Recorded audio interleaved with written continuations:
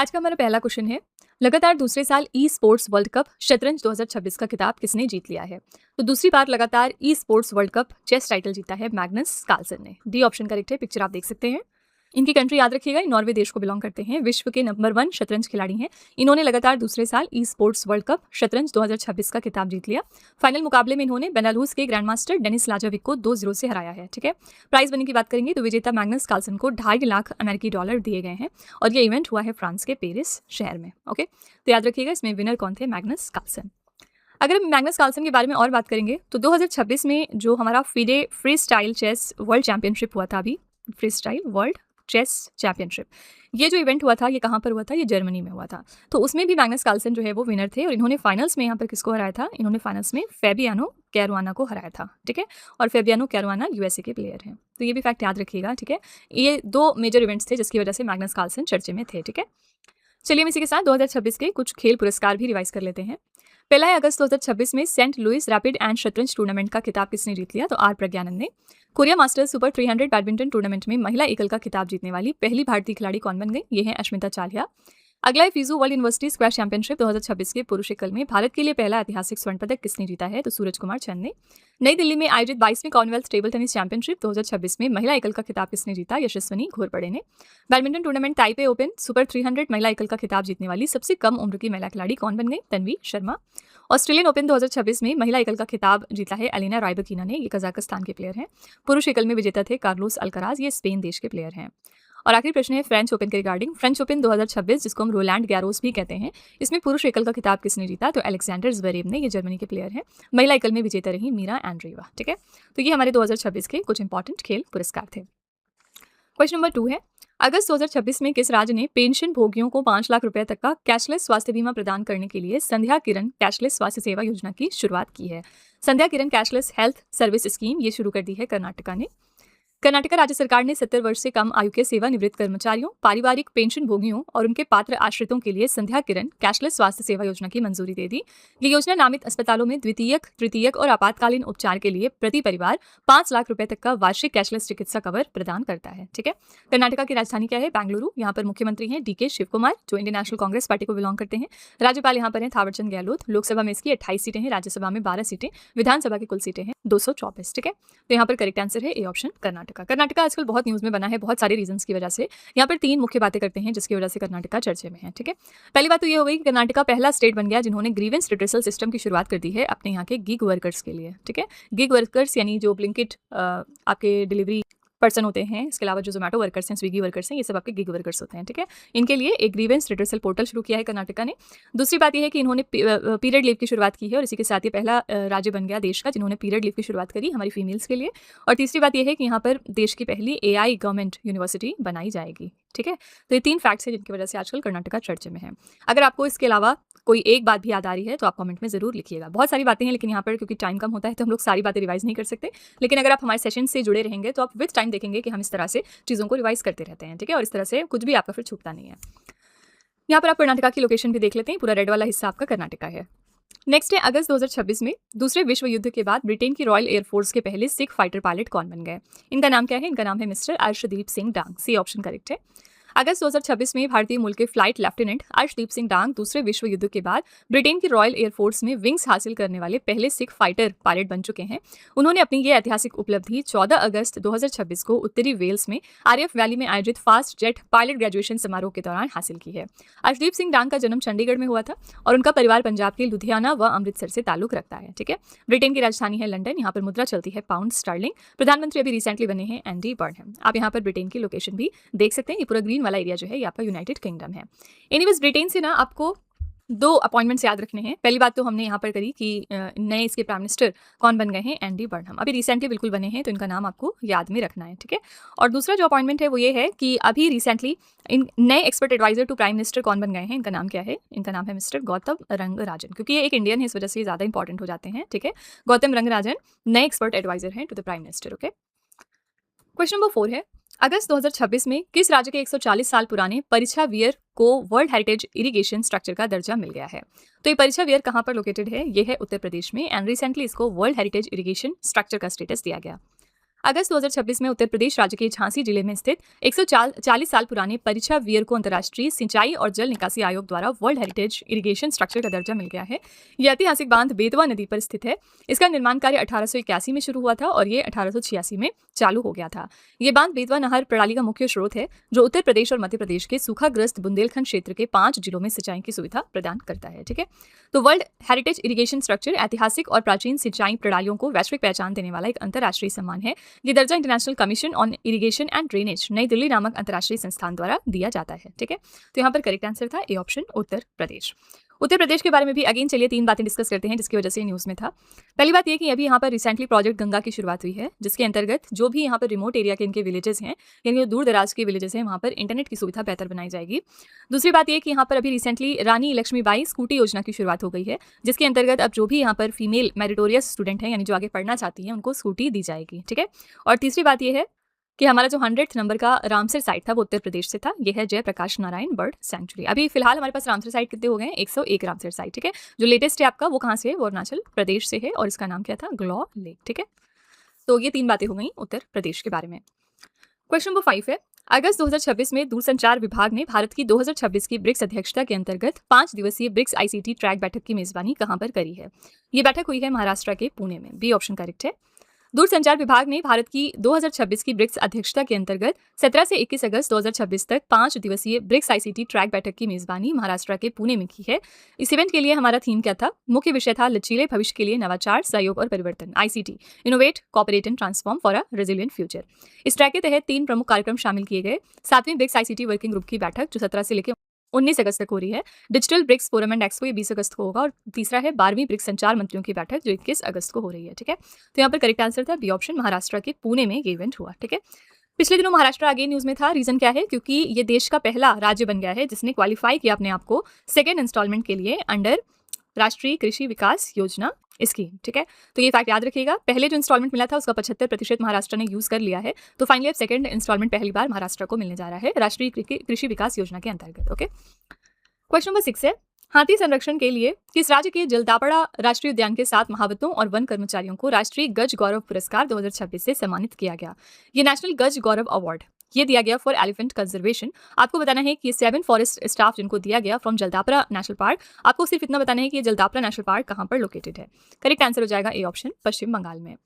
राष्ट्रीय गज गौरव पुरस्कार 2026 की घोषणा 13 अगस्त 2026 को विशाखापट्टनम में विश्व हाथी दिवस के राष्ट्रीय समारोह के दौरान की गई। ये पुरस्कार पर्यावरण, वन और जलवायु परिवर्तन मंत्रालय द्वारा हाथी संरक्षण, बचाव कार्यों और प्रबंधन में बेहतरीन काम करने वाले लोगों को दिया जाता है। इस बार पश्चिम बंगाल के जलदापाड़ा राष्ट्रीय उद्यान के 7 महावतों को भयंकर बाढ़ के दौरान फंसे हुए बंदी हाथियों और वन्यजीवों को बचाने के लिए उनके साहसी कार्यों के लिए सम्मानित किया गया।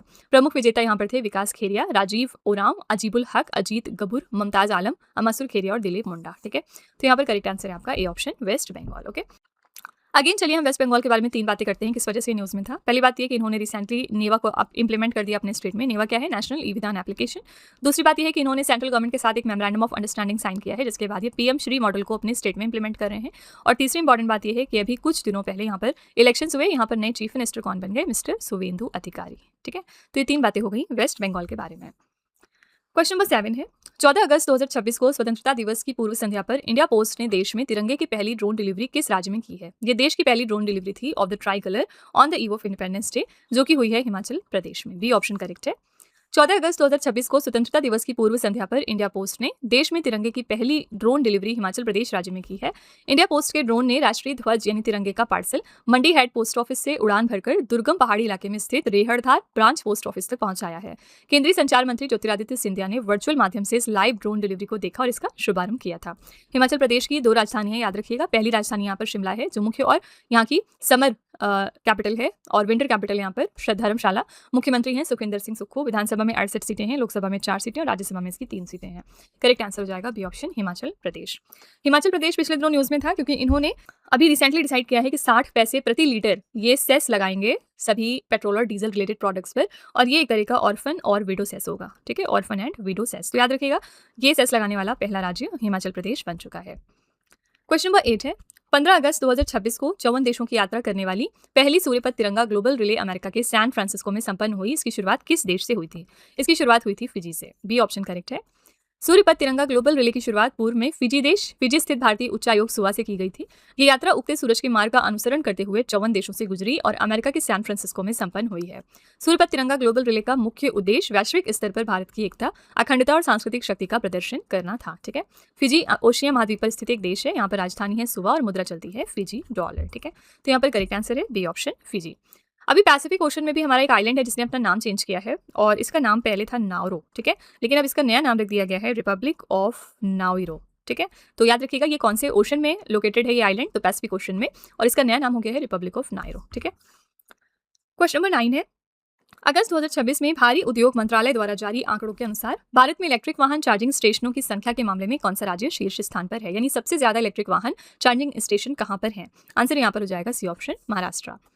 अगस्त 2026 में भारी उद्योग मंत्रालय द्वारा जारी आंकड़ों के अनुसार भारत में इलेक्ट्रिक वाहन चार्जिंग स्टेशनों की संख्या के मामले में महाराष्ट्र शीर्ष स्थान पर है, जहां पर कितने चार्जिंग स्टेशन है? 6,985 चार्जिंग स्टेशन। अगस्त 2026 तक भारी उद्योग मंत्रालय के आंकड़ों के मुताबिक पूरे भारत में राज्यों और केंद्र शासित प्रदेशों को मिलाकर कुल 67,657 ईवी चार्जर लगाए जा चुके हैं, जिनमें 1,139 बैटरी बदलने वाले स्टेशन भी शामिल हैं। ठीक है, शीर्ष 3 राज्य यहाँ पर देखेंगे तो पहले स्थान पर महाराष्ट्र है जिनके पास 6,985 चार्जिंग स्टेशन है, दूसरे स्थान पर है कर्नाटक 6,805 स्टेशन के साथ, और तीसरे पर है उत्तर प्रदेश 4,493 चार्जिंग स्टेशन के साथ। ठीक है, तो यहाँ पर करेक्ट आंसर है C option, Maharashtra. Question number 10 है, अगस्त 2026 में किस देश ने भीषण सूखे और डेन्यूब नदी का जलस्तर गिरने के कारण अपने दूसरे चेरनावोडा न्यूक्लियर रिएक्टर को बंद कर दिया है? ये कहां पर लोकेटेड है? आपको सिर्फ इतना बताना था, चेरनावोडा न्यूक्लियर रिएक्टर। तो ये रोमानिया देश में स्थित है और रिसेंटली ये बंद हो गया है। अगस्त 2026 में रोमानिया ने भीषण सूखे और डेन्यूब नदी का जलस्तर रिकॉर्ड निचले स्तर पर गिरने के कारण अपने चेरनावोडा न्यूक्लियर पावर प्लांट के दूसरे और अंतिम चालू रिएक्टर को भी बंद कर दिया है। पहला यूनिट जुलाई के अंत में बंद किया गया था और 13 अगस्त 2026 को दूसरे यूनिट को भी नियंत्रित तरीके से बंद कर दिया गया, जिससे पूरा प्लांट अस्थायी रूप से पूरी तरह ऑफलाइन हो गया है। ठीक है, रोमानिया की राजधानी है बुखारेस्ट और यहाँ पर मुद्रा चलती है रोमानियाई लीव। ठीक है, तो यहाँ पर करेक्ट आंसर है बी ऑप्शन, रोमानिया। ऑप्शन में आप हंगरी देख सकते हैं। हंगरी में 2 मेन इलेक्शंस हुए हैं अभी रिसेंटली। यहाँ पर नए प्रेसिडेंट कौन बनाए गए? इनका नाम है मिस्टर एंड्रेस बाका। ये पिछले हफ्ते का करंट अफेयर्स है और पिछले महीने का करंट अफेयर्स है कि यहाँ पर प्राइम मिनिस्टर कौन नए अपॉइंट हुए हैं। इनका नाम क्या है? इनका नाम है पीटर मैगयार। ठीक है, तो ये यहाँ पर प्राइम मिनिस्टर और ये प्रेसिडेंट दोनों ही अभी रिसेंटली अपॉइंट हुए हैं। क्वेश्चन नंबर 11 है, भारत में पहली बार फीबा महिला बास्केटबॉल लीग एशिया 2026 के तीसरे संस्करण की मेजबानी कौन सा शहर करेगा? तो FIBA women's basketball league Asia को पहली बार होस्ट करने वाला है Bengaluru city. A option correct है। भारत में पहली बार फीबा महिला बास्केटबॉल लीग एशिया 2026 के तीसरे संस्करण की मेजबानी बेंगलुरु शहर करेगा। ये टूर्नामेंट 20 से लेकर 25 अक्टूबर 2026 तक श्री कांति रवा इंडोर स्टेडियम में आयोजित किया जाएगा। इस लीग का पहला संस्करण 2024 में चीन के चेंगडू में और दूसरा संस्करण चीन के डोंगवान में आयोजित किया गया था। बात करेंगे अंतर्राष्ट्रीय बास्केटबॉल महासंघ की। फीबा फुल फॉर्म है इंटरनेशनल बास्केटबॉल फेडरेशन। गठन हुआ था 18 जून 1932 को। इसका मुख्यालय स्विट्जरलैंड के जेनेवा में है और अध्यक्ष यहाँ पर शेख सऊद अली अल थानी। ठीक है, तो यहाँ पर करेक्ट आंसर है ए ऑप्शन, बेंगलुरु। जैसे आपने बेंगलुरु देखा, आपको तुरंत याद आना चाहिए कि यहाँ पर अभी रिसेंटली पता चला कि सबसे ज्यादा सुसाइड रेट बेंगलुरु शहर से आया है सामने, और ये रिपोर्ट दी थी एनसीआरबी ने, नेशनल क्राइम रिकॉर्ड्स ब्यूरो ने। इनकी एक रिपोर्ट आई थी कुछ दिनों पहले, क्राइम इन इंडिया नाम से, और इसमें उन्होंने बताया था कि सबसे ज्यादा number of suicide cases Bengaluru से सामने आए हैं। रीजन क्या था? यहाँ की अर्बन लाइफस्टाइल और जो लोग अकेलापन महसूस करते हैं, अकेले रहते हैं, वर्क प्रेशर होता है यहाँ के लोगों पर, इसी रीजंस की वजह से यहाँ पर सुसाइड सबसे ज्यादा हुआ। ठीक है, क्वेश्चन नंबर 12 है, अगस्त 2026 में लार्सन एंड टूब्रो ने किस अमेरिकी कंपनी के लिए चेन्नई में भारत की सबसे बड़ी एनवीडिया B300 AI फैक्ट्री बनाने का अनुबंध हासिल किया है? तो कौन सी यूएस की कंपनी है? इसका नाम है together AI। B option correct है। अगस्त 2026 में लार्सन एंड टूब्रो ने America AI cloud company together AI के लिए चेन्नई में भारत की सबसे बड़ी एनवीडिया B300 AI फैक्ट्री बनाने का अनुबंध हासिल किया। ये सौदा लगभग 10,000 रुपए से 15,000 करोड़ रुपए का है। इस AI फैक्ट्री में 10,000 एनवीडिया B300 GPUs लगाए जाएंगे, जो बड़े पैमाने पर AI मॉडल की ट्रेनिंग, उन्हें चलाने और कंप्यूटिंग कार्यों को संभालने में मदद करेंगे। ठीक है, तो यहाँ पर करेक्ट आंसर था B option, together AI। Question number 13 है, अगस्त 2026 में भारतीय प्रतिस्पर्धा आयोग ने भारत की ब्रिक्स अध्यक्षता के तहत ब्रिक्स प्रतिस्पर्धा प्राधिकरणों के प्रमुखों की बैठक की मेजबानी कहां पर करी है? तो कॉम्पिटिशन कमीशन ऑफ इंडिया ने इस मीटिंग को होस्ट किया है राजस्थान के उदयपुर में। डी ऑप्शन करेक्ट है। भारतीय प्रतिस्पर्धा आयोग ने अगस्त 2026 में भारत की ब्रिक्स अध्यक्षता के तहत ब्रिक्स प्रतिस्पर्धा प्राधिकरणों के प्रमुखों की बैठक की मेजबानी राजस्थान के उदयपुर शहर में की है। इस बैठक की शुरुआत भारतीय प्रतिस्पर्धा आयोग के अध्यक्ष रवनीत कौर के विशेष संबोधन से हुई थी। इस बैठक का उद्देश्य क्या था? ब्रिक्स देशों के बीच निष्पक्ष प्रतिस्पर्धा को बढ़ावा देना और डिजिटल बाजारों व उभरती प्रौद्योगिकियों से संबंधित प्रतिस्पर्धा कानून की चुनौतियों पर सहयोग को मजबूत करना। ठीक है, तो करेक्ट आंसर है डी ऑप्शन, राजस्थान के उदयपुर में। आपको बताना है कि राजस्थान के जयपुर में अभी ब्रिक्स से रिलेटेड कौन सी एक मीटिंग हुई है। इसका आंसर आप कमेंट में लिखेंगे। मैंने आपको कहा था वहां पर, किसको याद कर लीजिएगा, ठीक है। क्वेश्चन नंबर 14 है, अगस्त 2026 में भारतीय सेना के पहले wheelchair bound major general Sunil Kumar Razdan सेवानिवृत्त का निधन हो गया। उन्हें किस वर्ष में कीर्ति चक्र से सम्मानित किया गया था? इन्हें कीर्ति चक्र मिला था 1996 में। तो major general Sunil Kumar Razdan retired भारतीय सेना के पहले व्हीलचेयर बाउंड जनरल थे, जिनका अगस्त 2026 में 71 वर्ष की आयु में निधन हो गया था। उन्हें वर्ष 1996 में भारत के दूसरे सबसे बड़े शांतिकालीन वीरता पुरस्कार कीर्ति चक्र और विशिष्ट सेवा पदक से सम्मानित किया गया था, ठीक है। तो आपसे एग्जाम में पूछ सकते हैं कि रिसेंटली जो निधन हुआ है हमारे मेजर जनरल सुनील कुमार राजदान का, इन्हें कौन सा एक प्रेस्टिजियस ऑनर मिला था? याद रखिएगा, कीर्ति चक्र मिला था, ठीक है। तो सी ऑप्शन यहाँ पर करेक्ट है। पिछले दिनों एक और एमिनेंट पर्सनालिटी है जिनका निधन हुआ था और ये थे मिस्टर डीवाई पाटिल। आपसे एग्जाम में पूछ सकते हैं कि ये कौन कौन से राज्यों के गवर्नर रह चुके हैं? तो ये वेस्ट बंगाल, बिहार और त्रिपुरा, इन 3 राज्यों में गवर्नर रह चुके थे, ठीक है। क्वेश्चन नंबर 15 है, अगस्त 2026 में किस राज्य सरकार ने लिथियम और गैलियम जैसे महत्वपूर्ण खनिजों के अन्वेषण के लिए CSIR राष्ट्रीय भूभौतिकी अनुसंधान संस्थान हैदराबाद के साथ में समझौता कर लिया है? तो ये कौन सी हमारी स्टेट गवर्नमेंट थी जिसने ये एग्रीमेंट साइन किया? आंसर यहाँ पर हो जाएगा डी ऑप्शन, आंध्र प्रदेश। अगस्त 2026 में आंध्र प्रदेश राज्य सरकार ने लिथियम और गैलियम जैसे महत्वपूर्ण खनिजों के अन्वेषण के लिए CSIR राष्ट्रीय भूभौतिकी अनुसंधान संस्थान हैदराबाद के साथ में एक समझौता ज्ञापन पर हस्ताक्षर कर लिए। ये खोज मुख्य रूप से आंध्र प्रदेश के कडप्पा बेसिन के वेमपल्ले और थुम्मलापल्ले क्षेत्रों में की जाएगी। इस विस्तृत अन्वेषण परियोजना की अनुमानित लागत है 140 करोड़ रुपए, जिसे नेशनल मिनरल एक्सप्लोरेशन ट्रस्ट द्वारा 100% वित्त पोषित किया जाएगा, ठीक है। तो आंसर यहाँ पर है डी ऑप्शन, आंध्र प्रदेश। आंध्र प्रदेश में पहले 3 कैपिटल का सिस्टम था, लेकिन अब यहाँ पर इकलौती और इसकी परमानेंट कैपिटल बन गई है अमरावती, ठीक है। तो फ्रेंड्स, ये थे आज के हमारे most important 15 current affairs. I really hope कि आपको ये हमारा सेशन पसंद आया होगा और आप जरूर कुछ ना कुछ नया सीख कर ही जा रहे होंगे।